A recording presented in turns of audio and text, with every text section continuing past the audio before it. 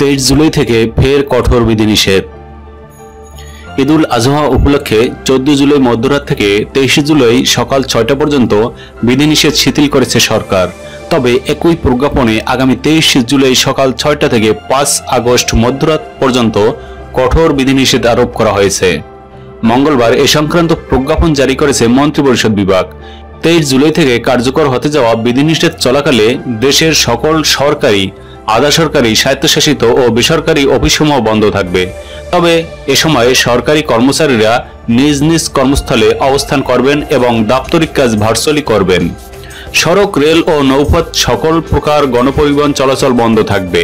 Shopping mall, market সহ সকল দোকানপাট বন্ধ থাকবে। প্রজ্ঞাপনে আরও বলা হয়েছে, সকল পর্যটন কেন্দ্র, রিসোর্ট, কমিউনিটি সেন্টার ও বিনোদন কেন্দ্রগুলো বন্ধ থাকবে। সকল প্রকার শিল্প কারখানা বন্ধ থাকবে। জনসমাবেশ হয় এ ধরনের সামাজিক, যেমন বিবাহোত্তর অনুষ্ঠান, জন্মদিন, পিকনিক, পার্টি ইত্যাদি, রাজনৈতিক ও ধর্মীয় আচার অনুষ্ঠান বন্ধ থাকবে। বাংলাদেশ সুপ্রিম কোর্ট আদালত সমূহের বিষয়ে প্রয়োজনীয় নির্দেশনা জারি করবেন। বিভাগীয় জেলা ও উপজেলা পর্যায়ে হিসাবরক্ষণ কর্মকর্তার কার্যালয় খোলা রাখার বিষয়ে অর্থ বিভাগ প্রয়োজনীয় নির্দেশনা প্রদান করবে।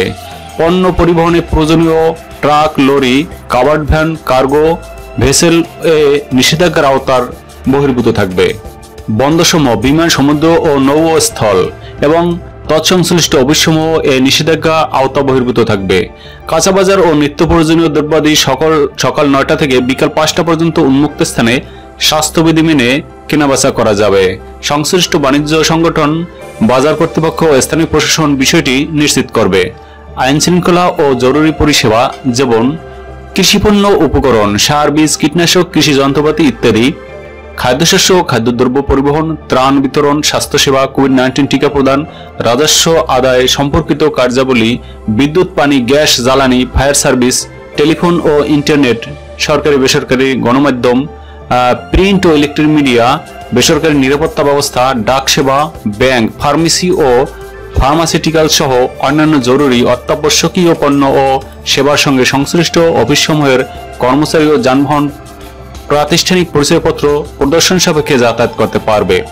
অতি জরুরি প্রয়োজনে, যেমন ওষুধ, নিত্য প্রয়োজনীয় দ্রব্য কেনা, চিকিৎসা সেবা, মৃতদেহ দাফন ও সৎকার ইত্যাদি ছাড়া কোনোভাবেই ঘরের বাইরে বের হওয়া যাবে না। নির্দেশনা অমান্যকারীদের বিরুদ্ধে আইনানুগ ব্যবস্থা নেওয়া হবে। টিকা কার্ড প্রদর্শন সাপেক্ষে টিকা গ্রহণের জন্য যাতায়াত করা যাবে। খাবারের দোকান, হোটেল, রেস্তোরাঁ সকাল 8টা থেকে রাত 8টা পর্যন্ত খোলা। খাবার বিক্রি, অনলাইনে কেনা বা খাবার নিয়ে যাওয়া করতে পারবে। আন্তর্জাতিক ফ্লাইট চালু থাকবে এবং বিদেশগামী যাত্রীরা তাদের ভ্রমণের টিকিট অথবা প্রামাণিক প্রদর্শন করে গাড়ি ব্যবহার করে যাতায়াত করতে পারবেন। লকডাউন কার্যকর করতে দেশ জুড়ে আনসার, পুলিশ ও বিজিবির পাশাপাশি মাঠে থাকবে সেনাবাহিনী।